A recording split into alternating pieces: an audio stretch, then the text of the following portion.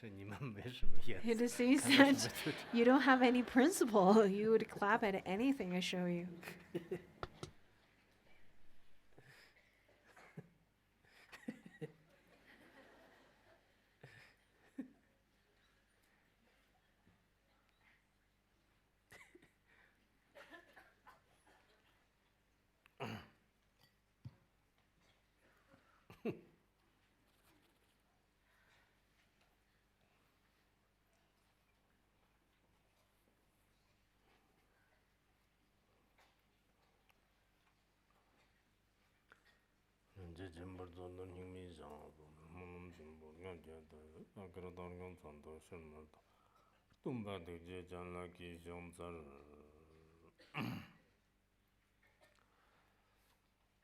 Zhenlin German Dogmaza Churtan Shir, George Shimim Tamid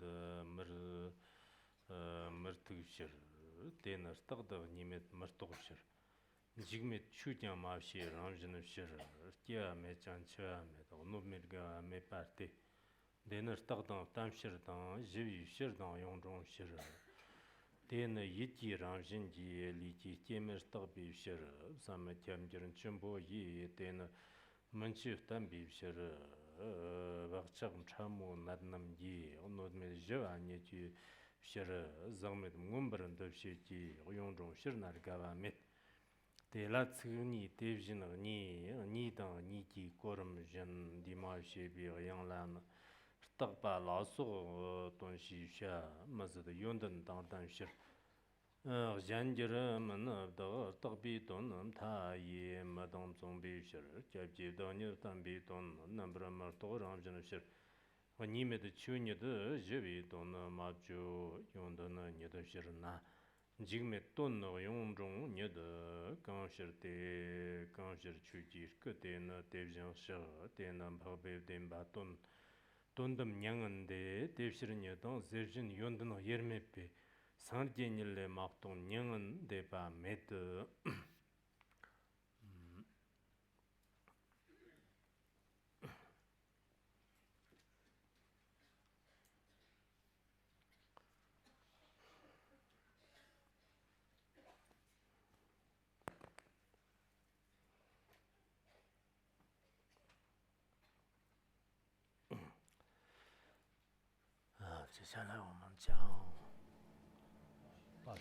Now, let's begin our class on Uttaratantra Shastra.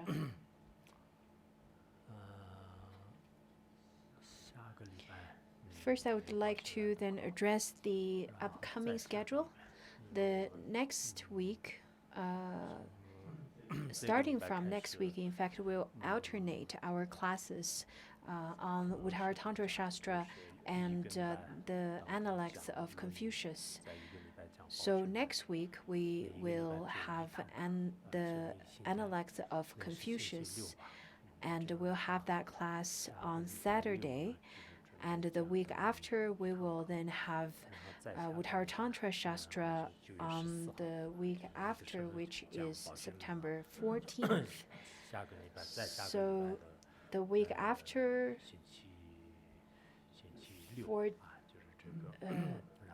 in fact, it is after the September 14th, the following week we'll have the Analects, and then the following week we'll have Uttaratantra Shastra. So from next week onwards, the classes and the schedules will have a few adjustments in terms of our classes. So this year we won't be able to finish our lessons on the Uttaratantra Shastra this year, but next year I think we'll be able to finish it. Because now we have many subjects, therefore I have to arrange it accordingly. So for those of you who want to study, who have this eagerness to study, and who have such energy to study, then it would be wonderful for you to continue to study all the lessons. But if you can't, then you can make your choices. Next week we'll start our first class on Suragama Sutra, and then we'll continue the class until the end of October. I think beginning of November we will have the annual retreat in Larungar. Therefore, we will have no class in November. Maybe we'll resume our class in December. So this is the rough schedule. I think lots of people who are listening, if we do not have any classes, lots of people are very curious about the time and the arrangement for classes. And when we have classes, then they want to know the time arrangement for holidays. That's why I want to make such an announcement.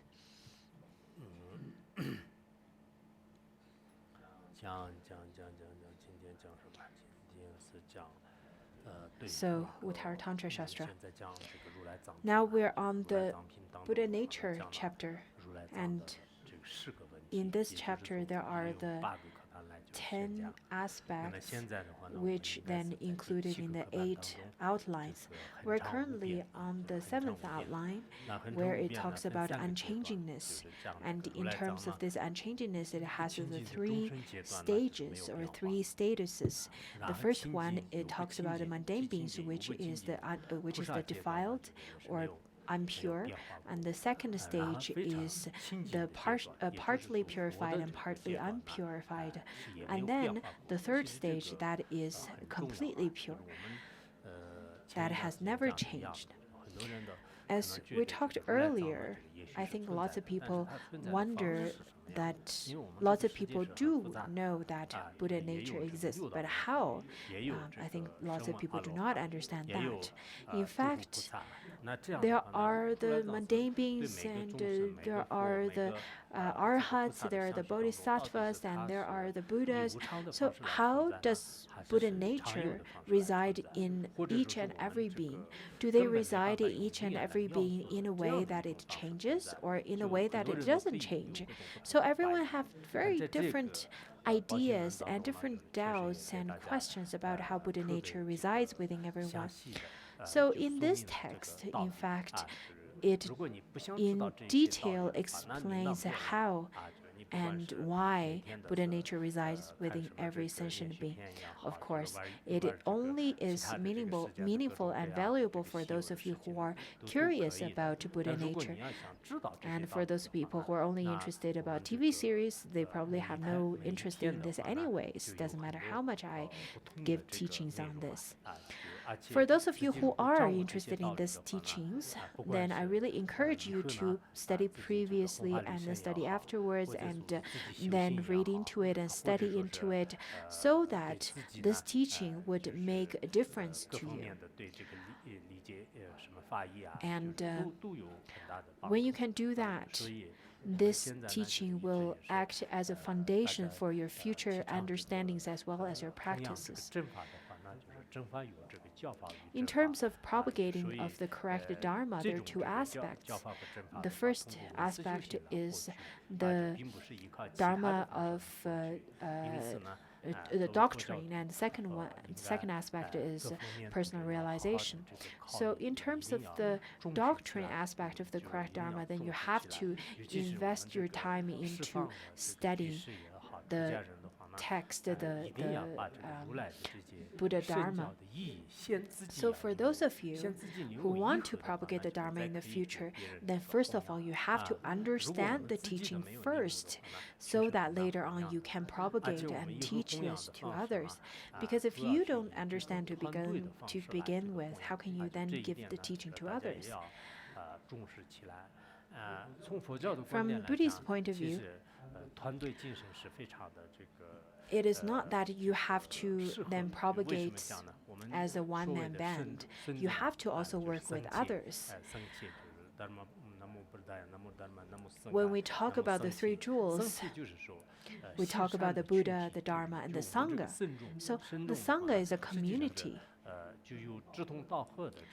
which is a group of people who have kindred spirit, who have the same goal, who have the same aspiration.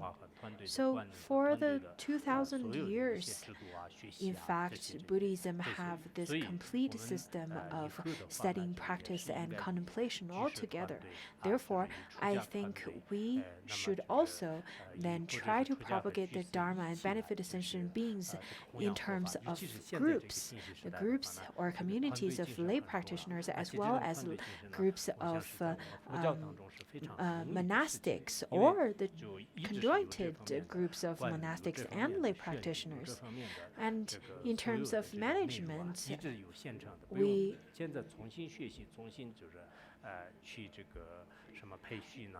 have already set rules and ways of managing different groups. We do not need to then develop new rules or anything. Therefore, I really hope that you could read into such kind, or you could really read into such kind of different rules or different regulations. So let's continue with the stanzas. First of all, it talks about unchangingness in the utterly purified phase. So the Buddha nature at the impure as well as partially pure and partially impure stages, the Buddha nature does not change. But how about at the stage of Buddhahood? In fact, even at the stage of Buddhahood, Buddha nature does not change either. So today, this is our content. This is the content that we're going to learn.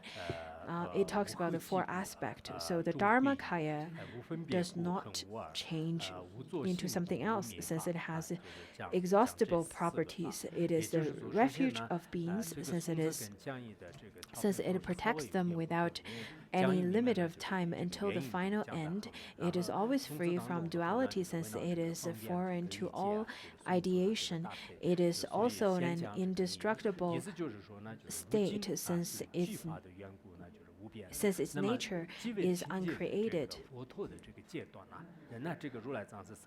At the stage of Buddhahood, how does Buddha nature exist within?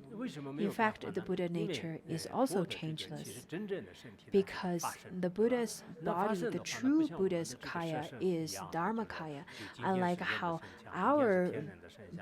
our body, because our body would transform from one place to the other. And for example, maybe today you are a human being, and then tomorrow you could be reborn into celestial realm and have a celestial being's body. But for Buddha, he has this Dharmakaya. And this Dharmakaya has the attribute of permanence, being unchangingness itself. It does not change into something else in the sense of one physical form being abandoned to be replaced by another. In fact, for human beings, for mundane beings, whenever we die, whenever we abandon this physical body, then we have to adapt to a different form, a different body. For example, if you were to be reborn in a celestial realm, then you will have to adapt into a celestial being's body. But for the Buddhas, they're not like that. In the Dharmakaya, it doesn't change. So over here, it talks about the changelessness. And it is because the Buddha does not have any remainder of skandhas. It possesses immeasurable properties. These being the inexhaustible absolute qualities. And the Dharmakaya is the supreme refuge of all sentient beings, unfailing and undeceptive. So if the Buddha or Dharmakaya is not a permanent refuge place, such as all the other things that would change. Maybe today you're alive and tomorrow you're dead. And then how can you call yourself as being a refuge to all the other beings? But for the Buddhas, they're not like that at all. This is because the Buddhas possess the qualities protecting them from without any limitation of time until the final end, as long as the samsara lasts. Previously, in the first chapter, that is the summary chapter, where it talks about it in a true sense, only the Buddha is being's refuge, since the great sage embodies the Dharmakaya, and the assembly also reaches its ultimate goal when these qualities of Dharmakaya are attained. And then at that time, they talked about how all the other things will how the other things are impermanent and so on, but Dharmakaya is not. And then over here, this point talks about the steadfast aspect or quality of Dharmakaya. The third one talks about it is always free from duality. In fact, the Dharmakaya is then undefiled from and free from duality of samsara and nirvana. For example, the downfalls of samsara, the merits of nirvana, the good, the bad, the beautiful, the ugly, and all of these dualities are completely then freed. So from this aspect, then it talks about the peace, the complete peace aspect of Dharmakaya. And then the last one, it talks about the indestructible state. Why is it indestructible? Because this Dharmakaya is permanent, it won't be destructed at all. Why is that? Because this Dharmakaya is not based on any cause or conditions. All the created or all the conditioned, they are based or reliant upon different causes and conditions, but Dharmakaya is not like that.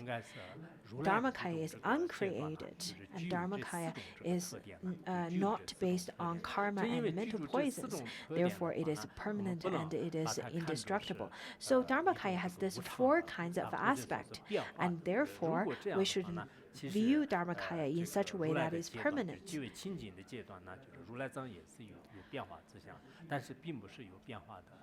So the Dharmakaya has such aspects. According to Master Fa Xian's Mahaparinirvana Sutra, it says that from now on, do not think of the Tathagata as being impermanent. You should know that the Tathagata is unchangeable and lasts forever. The nature of Tathagata lasts and is indestructible. In the Golden Light Sutra, it also says the same thing. From the ultimate sense, the Buddha, the Tathagata, does not have any destruction. In fact, the Dharmakaya is indestructible and permanent. So this is the summary. And then later on, it has the three aspects, a detailed explanation of its meaning, and a presentation of freedom from birth and so forth, and the concise explanation of each individually. So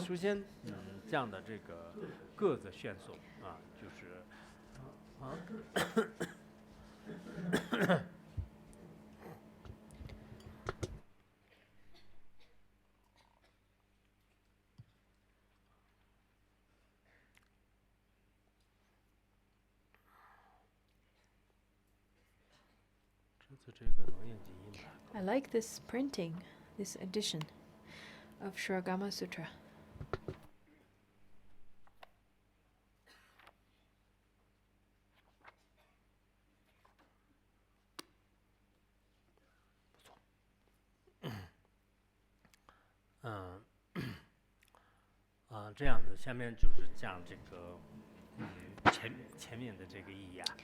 So, to detail explain.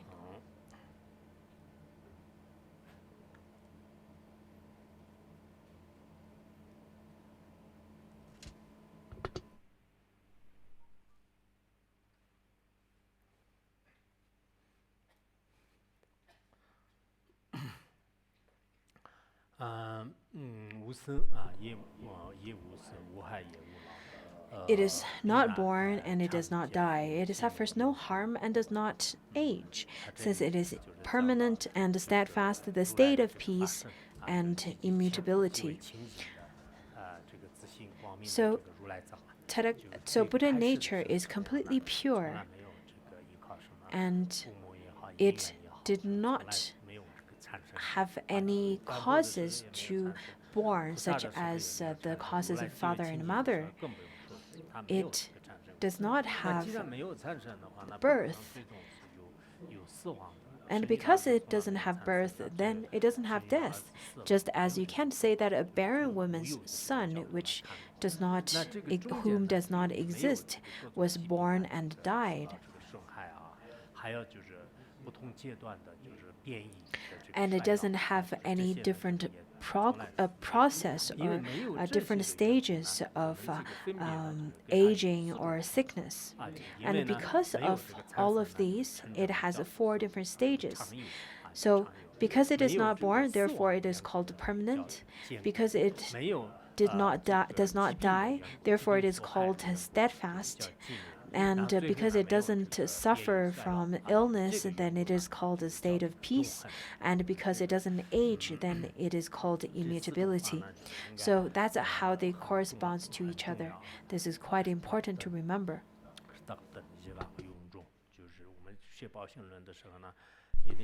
When we study Uttaratantra Shastra, you need to know these 4 aspects, these 4 qualities, that is permanent, steadfast, peaceful, and immutable. These 4 words are the other terms of Uttaratantra Shastra that you should remember.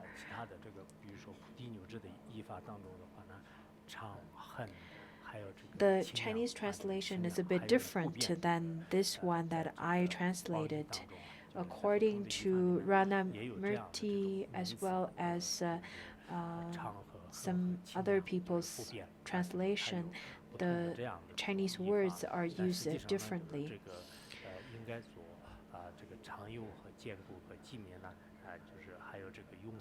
But permanent, steadfast, peaceful, and immutable, these 4 are the most important jargons that you should remember in this text, because they can describe the qualities of the Buddha nature.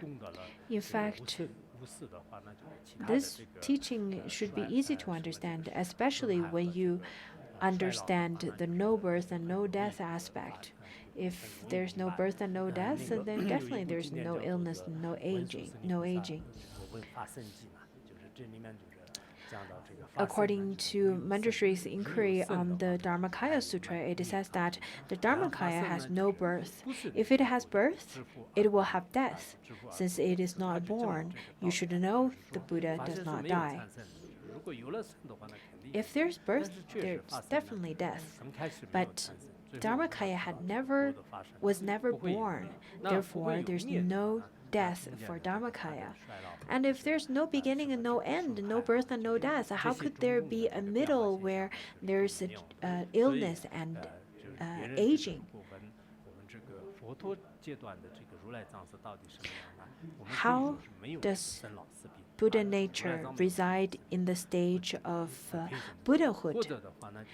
It, in fact, resides as the way that it is permanent, steadfast, peaceful, and immutable.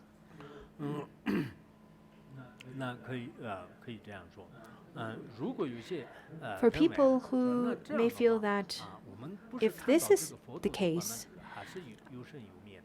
then why do we view the Buddha have birth and death?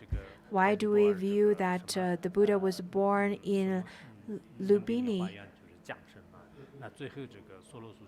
and then passed away and passed into parinirvana? Why do we still see and perceive such birth and death? There was a sutra, it's called the Manjushri's Inquiry Sutra, where it says that they're just like how a glass is completely transparent and pure. It doesn't have any color itself, but when you place such a glass on top of other colors, then it will appear as if the glass has some other colors. Just like that, the Buddha would appear and manifest in front of different sentient beings according to their capacity of understanding and their karma and the perception of the glass or the perception of the Buddha is completely different. So if you place the glass on top of blue, then you will definitely see the glass as blue. And if you were to place the glass on top of yellow, then it's different.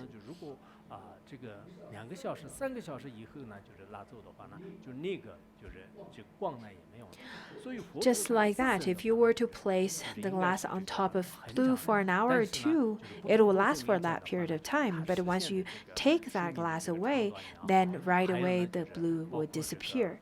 Just like that, the Buddha doesn't have any inherent existence of any defilement or any kind of birth and death. However, in front of different sentient beings, the Buddha would manifest in different forms according to different beings' capacity of perceiving. That is why when some great masters, that is why the Buddha manifests birth and death, and the same as the great masters. There's another sutra. I think it is the Sutra of Heap of Jewels. There was a bodhisattva whose name is Wondrous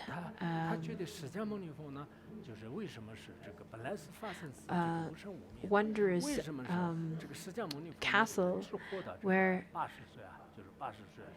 the bodhisattva asked, why does the Buddha only lived up until 80 years old? Because the two main causes of longevity is not harming others and to offer the Dharma, or to practice generosity of Dharma offering. And the Buddha definitely fulfilled both of the causes, but why does the Buddha only lived for 80 years?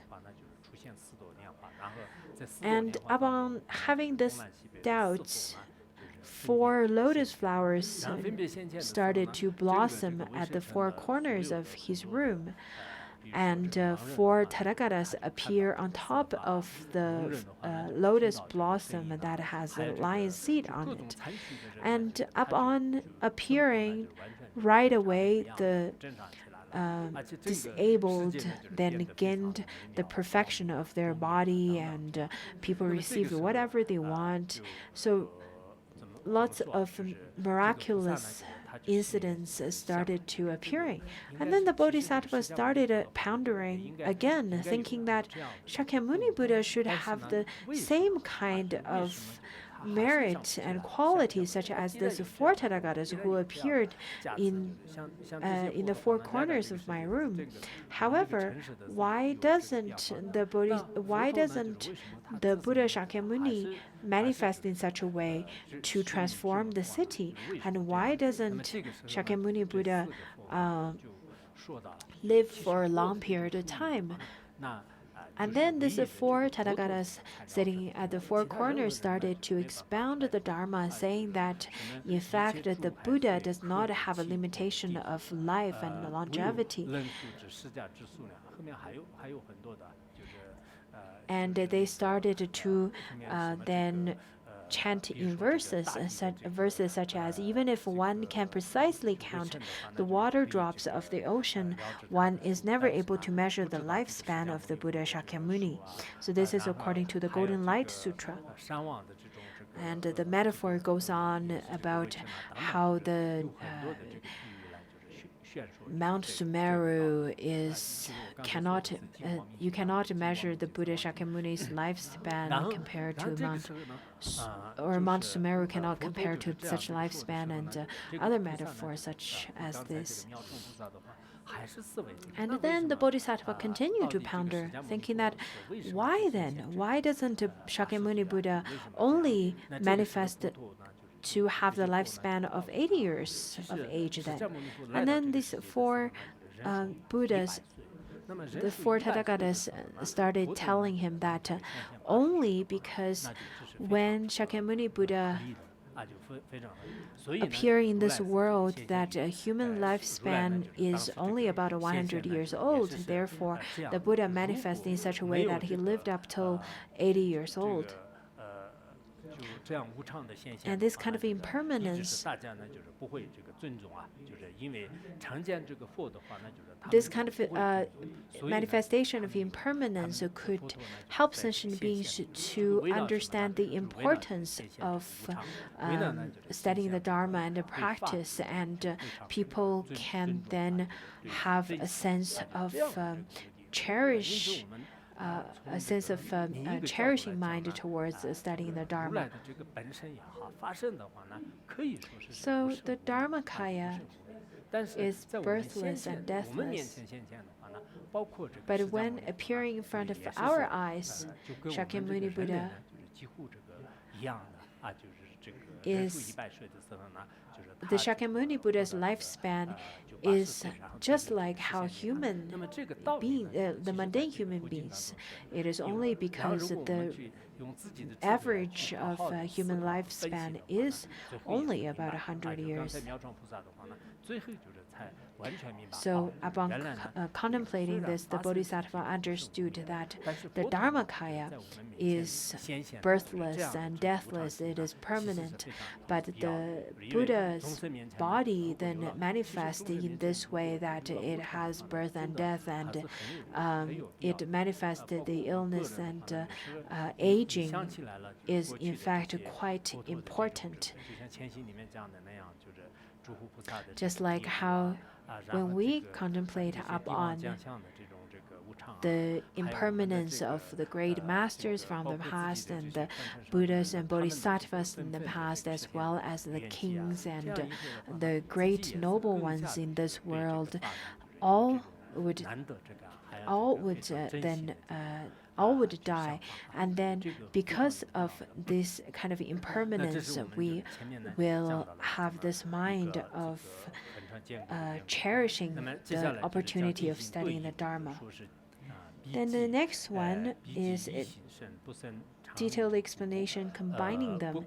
It is not even born in the body of mental nature, since it is permanent, steadfast, it does not die, not even though the death and the transmigration that constitute an inconceivable transformation. Since it is peace, it does not even suffer harm from illness caused by subtle karma imprints. Since it is immutable, there is not even aging induced by compositional factor free from stain. In fact, the bodhisattvas and mundane beings are completely different. In fact, when we talk about bodhisattva and mundane beings, it's very different than the Buddha.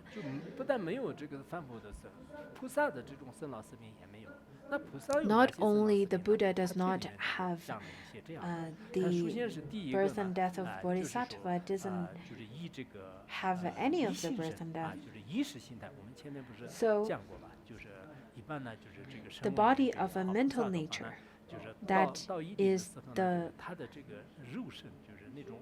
consciousness body. So consciousness body doesn't have any skandhas, but consciousness body can then be reborn into any places that they want. They can then reborn in a lotus flower or into Pure Land or so. It's almost like the Bardo body. But Bardo body is the kind of body that is then imputed by the power of karma. However, consciousness body is different than that, such as consciousness body of arhat is not based on afflictions or mental poisons. Rather, it is because of their undefiled karma. And the Buddha doesn't even have such kind of undefiled karma. The Buddha doesn't have any causes of rebirth or birth at all. So the Buddha doesn't have the body of mental nature, or the consciousness body. Therefore, it is permanent because it doesn't have any birth. So that's the first one. The second one is steadfast. It does not die, not even through the death and transmigration that constitute an inconceivable transformation. Usually there's for mundane beings, we have this conceivable transformation that we would abandon this body and then have a different body to take in or to migrate into a different body. But the bodhisattvas have inconceivable transformation.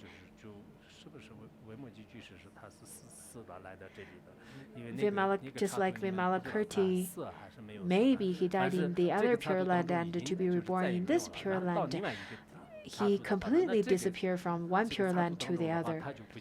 He just completely disappeared. And unlike how mundane beings would then abandon this body that is conjured by the four elements, the bodhisattvas would then take this inconceivable transformation. But for a Buddha, he doesn't even have such an inconceivable transformation because it doesn't have death. So the Buddha is steadfast. The next one, since it is peace, it does not even suffer harm because the Buddha does not have any of the two obscurations. For bodhisattvas, they still have subtle obscuration. They still have the undefiled ignorance. They still have such a kind of subtle veil consisting of the remaining imprints of ignorance.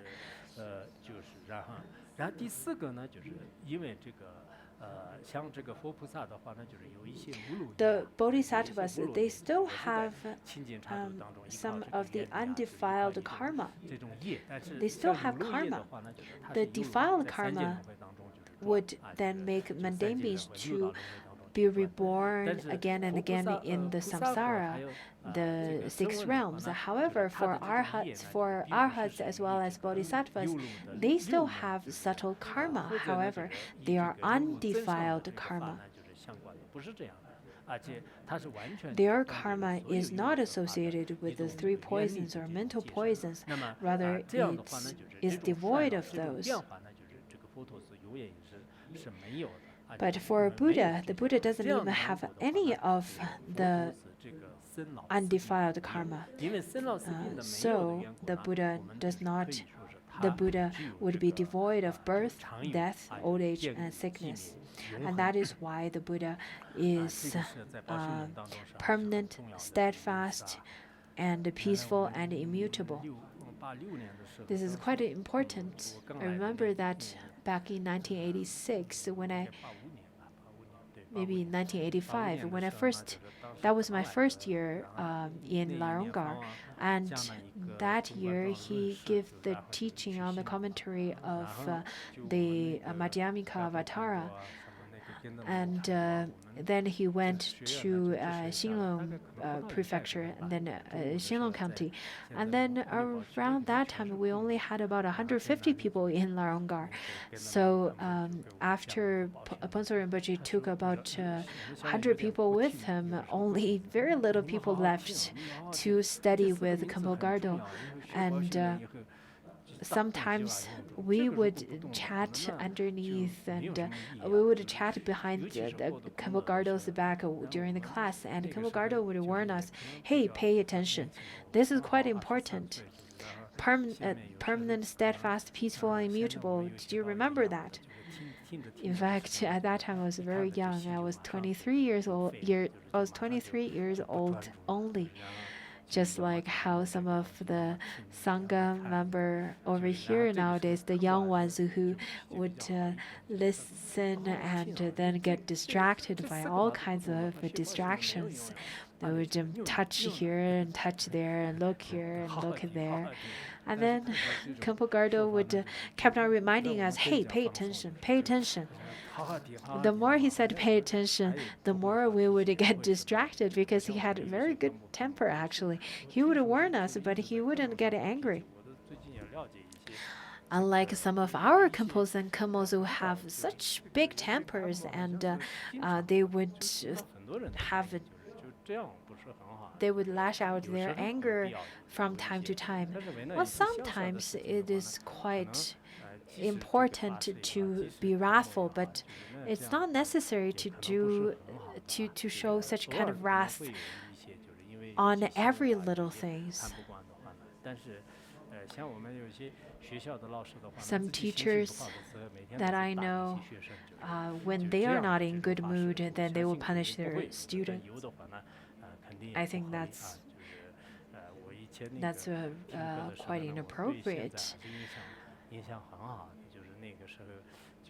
Anyhow, at that time, I really remembered Kempo Gardo, who had a great compassion towards us, because it doesn't matter how naughty we were at that time, he would never punish us.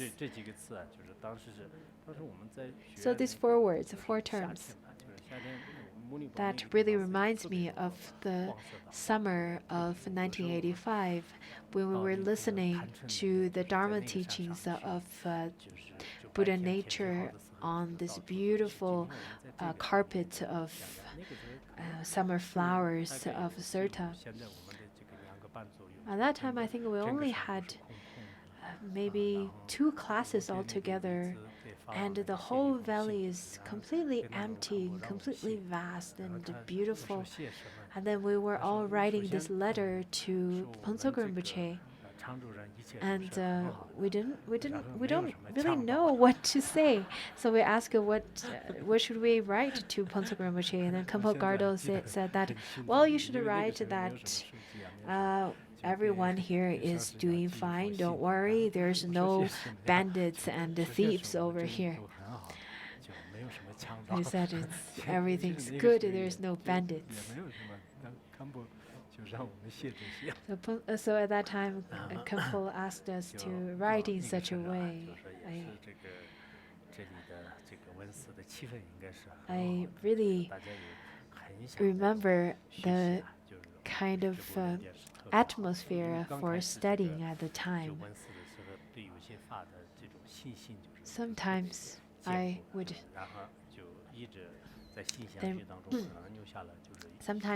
remember those scenes, and it really planted all of those seeds, the good seeds of Dharma in my heart, and I'm really grateful to all the Kempos who taught me and planted the good seed in my mind stream.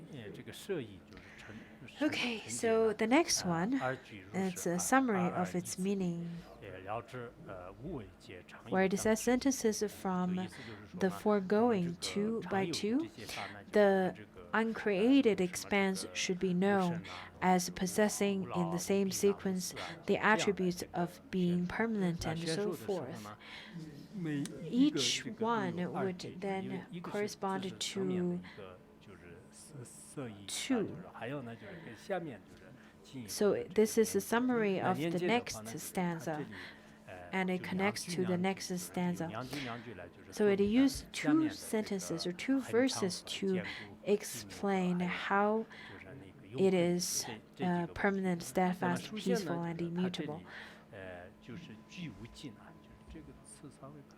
Some of the Chinese 寂无尽， translation 寂 should 无 be 尽的这个 corrected a 两句 little 呢， bit.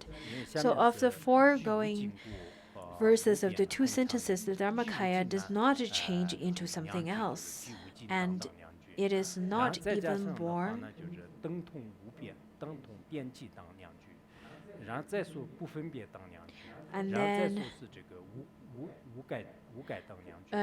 that refers to the attribute of reference. So this two refers to the attribute of permanence, and likewise to the two sentences. It is refuge of beings and steadfast. It does not die. So this two refers to the attribute of steadfast. And then the two sentences, it is always free from duality, and since it is peace, refers to the attribute of peace.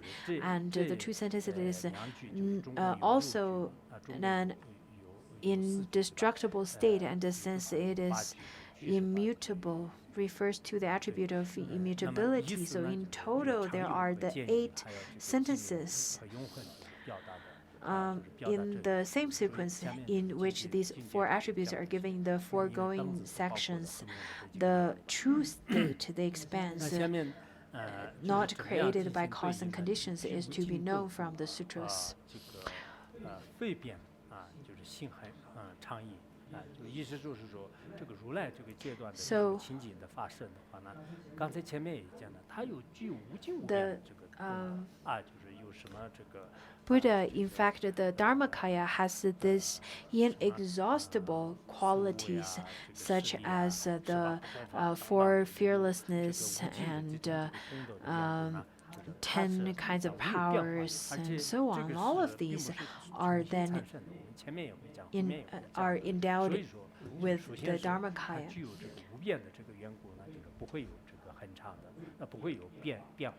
It is changeless. That is why it is called the attribute of permanence. Equaling the utmost end.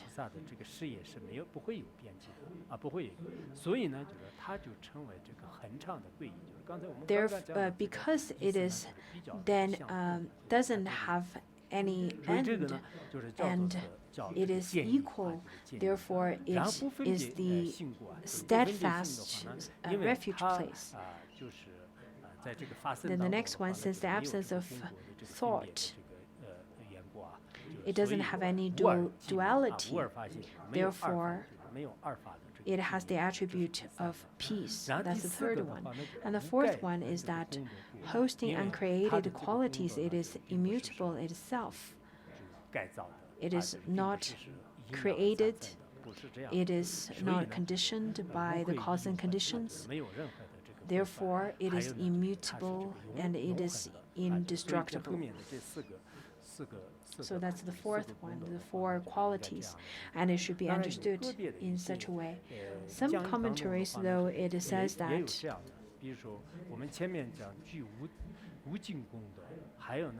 the inexhaustible qualities and unchangingness is permanence.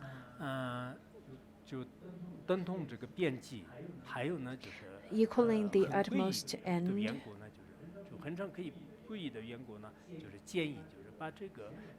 It is the attribute of steadfast. So anyhow, it then gives the reason and gives its results. But we're studying from the Dopopa's teaching. I think our current version is probably more reasonable.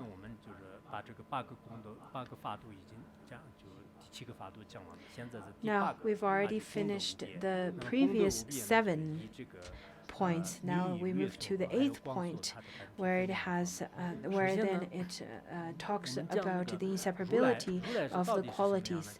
So, first one is a short explanation by means of names.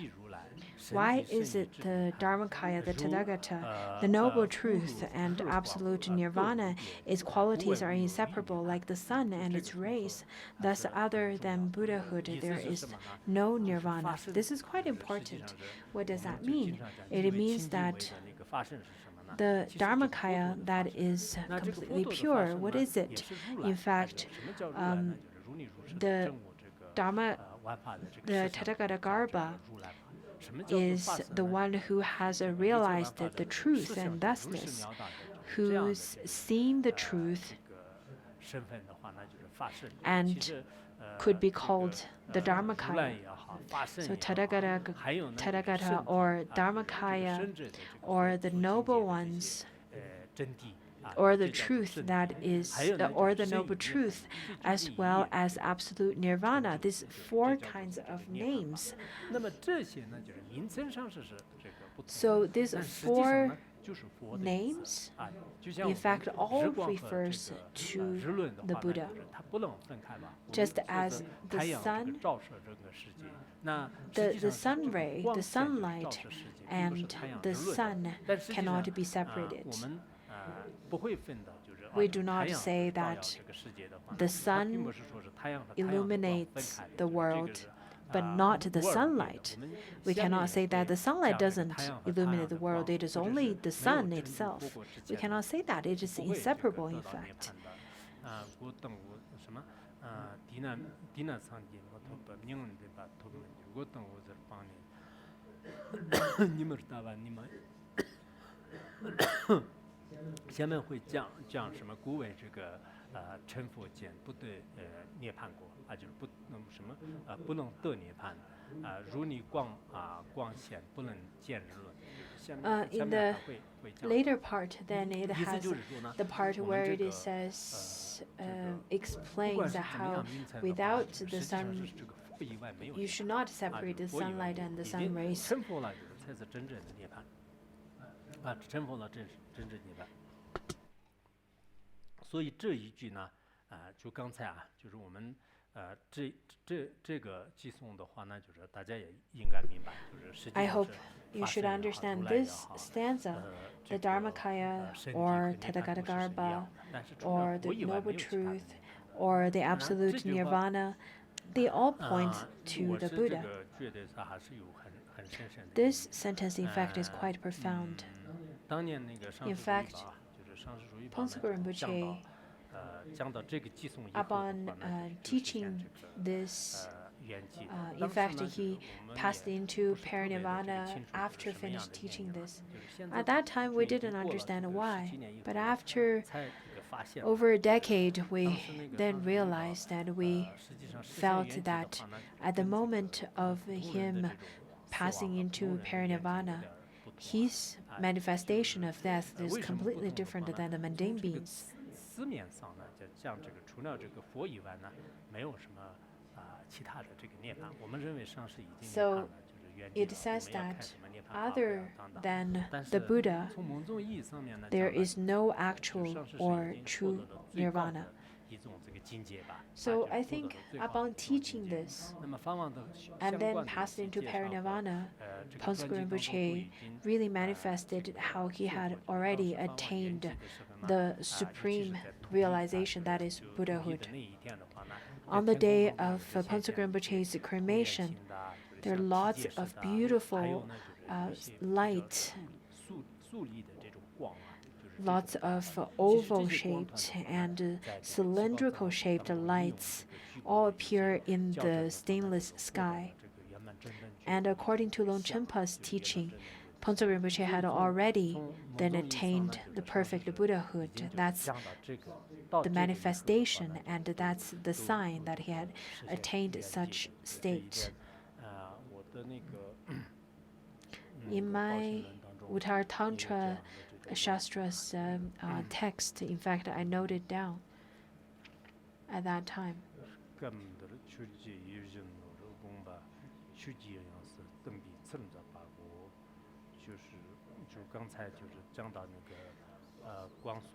When Pongsu Rinpoche gave the teaching of this part, where it says that thus other than the Buddhahood there is no nirvana. When Pongsu Rinpoche gave teaching on this stanza, Pongsu Rinpoche's nirvana body, this manifested body, passed into the realm of Dharmakaya. Not many people noted down as I did. Back in 2004, in January, Ponzo Rinpoche passed into parinirvana. In fact, back in 2003, during our Amitabha Dharma Assembly, Ponzo Rinpoche already gave us a hint. He said that maybe this is the last Dharma. This is the last Amitabha Dharma Assembly in my lifetime. I hope not, but it probably is. But if we do not meet again in this lifetime, let's all make the aspiration to be reborn in the Sukhavati Pure Land, and we will then meet again over there. If I were to pass away, do not try to find my reincarnation within 49 days after I pass away, because this is not beneficial to myself nor to the Dharma. And the most important is that after I die, I really hope that you can repay my kindness by maintaining Laronggar, to continue the lineage of studying the Dharma, contemplating and practicing the Dharma. That's the teaching that he gave us. And after that Amitabha Dharma Assembly, then he gave the teaching of Mipa Rinpoche's commentary on Uttaratantra Shastra.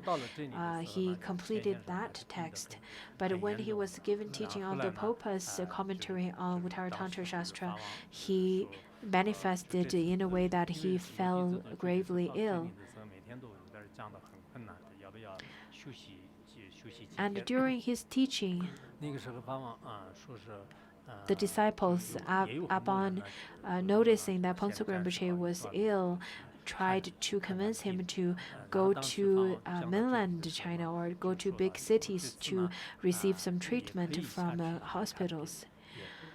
And Ponzo Rinpoche then hinted, saying that I could go and I don't have to go, but I think the committee over here could make such decision. If the committee, after meeting and after discussion, feel that I should go, then I will. But this time is rather very different. If it were completely up to me, even if you give me $1 million, I wouldn't go at all. But if you really insist that I should go and receive treatment from hospitals, then I will. So the management team, the committee, including Khenpo Tsotrem Lodro, as well as myself and a few others, we then had a meeting in the yard of Ponzo Rinpoche, and we really debated and discussed extensively, talking about how Ponzo Rinpoche, through Ponzo Rinpoche's direction, it seems that he didn't want to go, but his health is really deteriorating really fast. Therefore, upon such discussion, we decided to make a request to ask him to go to hospital and receive treatment. At that time, I was really sad, and I then went to Ponzo Rinpoche's room and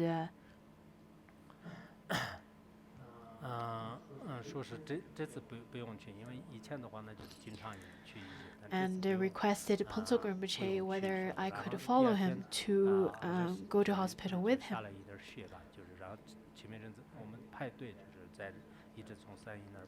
And Ponzo Rinpoche said, well, it's not really necessary this time. Chikme Rinzin Rinpoche and myself, as well as a group of other Khenpos, we then saw him off on the second day. It was it was having some snowflakes, some flurries of snows, and when it was our turn, Ponce Rinpoche rolled down his window, car window, and waved us goodbye. That was the last time I saw him.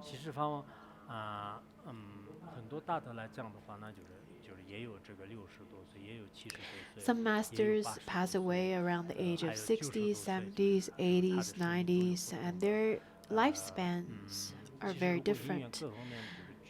In fact, if some causes and conditions were met, I think Ponce Rinpoche would be able to stay in this world and stay with us for a longer period of time. Back in 1990s, Ponce Rinpoche and us, when we went to Nepal, we really wanted to go to this longevity cave called Maratika. But at that time, it was very difficult for us to commute to such cave. It took a very long period of time. And only helicopters could take us, although it was really expensive at that time to hire, to then rent a helicopter to go to Maratika. We waited. We still decided to go, but the weather did not permit, and our visa was expiring. So upon waiting for a few days in Kathmandu, we couldn't get the perfect conditions to go there. Back in 1990, in fact, back in 1990s, we couldn't make that trip. Padmasambhava, he received, or rather, he attained the longevity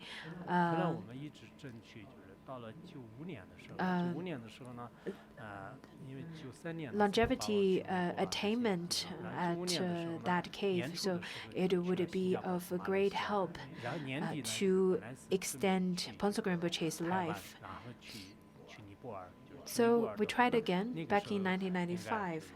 Ponce Rinpoche had this opportunity to go to Singapore and other places. We then had this opportunity to visit Nepal and try again to go to Maratika cave again. It was the fall of 1995. But after we arrived in Chengdu, the visa did not get approved.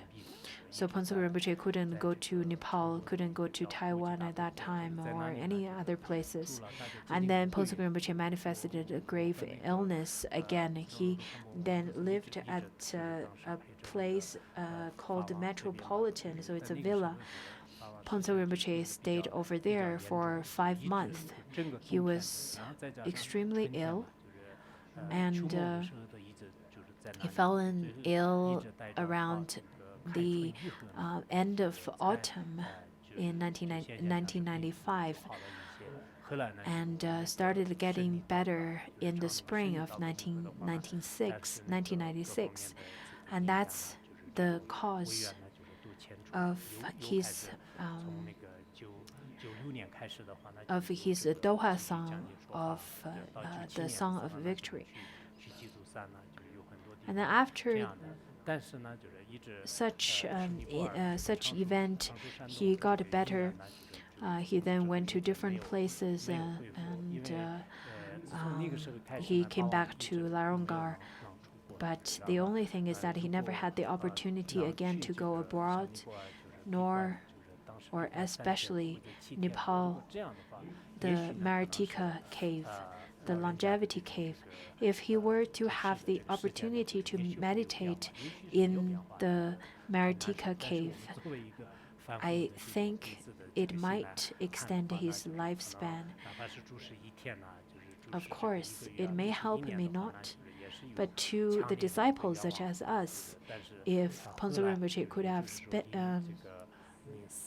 stayed with us for even one more day, we will be of great joy. So Ponce Rinpoche in the winter, January 10th, 2004, passed into parinirvana. In fact, I didn't really try to finish this class. I did not even make a connection with this until the other day when I was preparing class. And then I read this again and realized that I think this is a sign that Pongsu Rinpoche had already attained the perfect Buddhahood, and Pongsu Rinpoche's Dharmakaya would never depart from the disciples.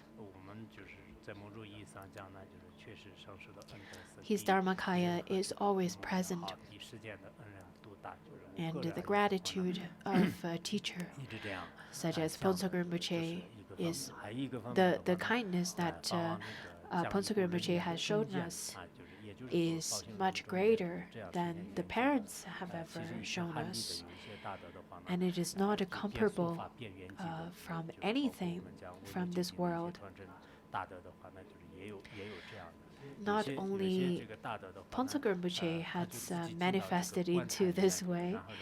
In fact, lots of Han Buddhist masters that they also manifest in ways that death is not really something would separate teacher and disciples, such as a Zen master would then climb into a coffin by himself, and when his disciple started to cry, thinking that the guru died or the teacher died, the teacher then climbed out of the coffin, saying that stop crying. If you were to cry, you're not considered as my disciple anymore.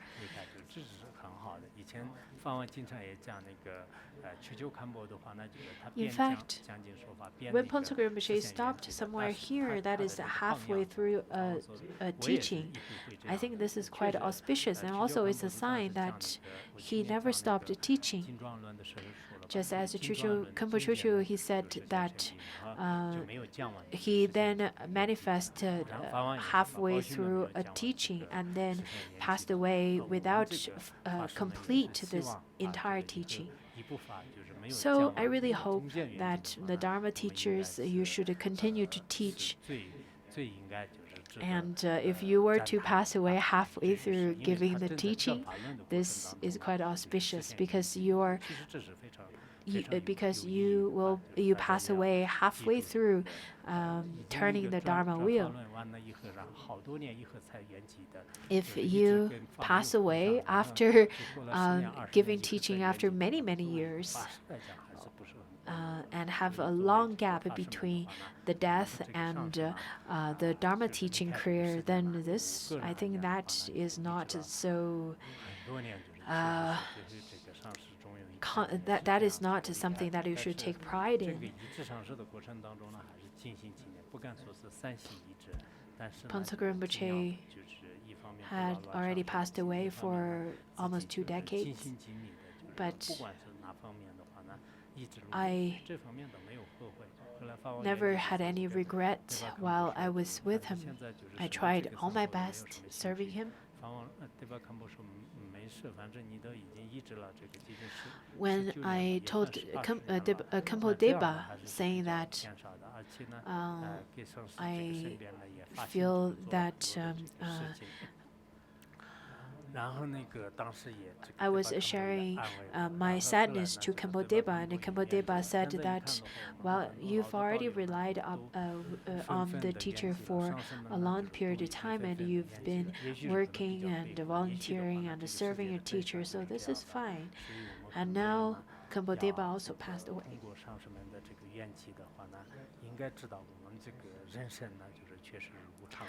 I think through the manifestation of impermanence and the death of our masters, we should realize that our life is really impermanent, although Dharmakaya is permanent. But this body that we have, this human body that we have, is ever-changing.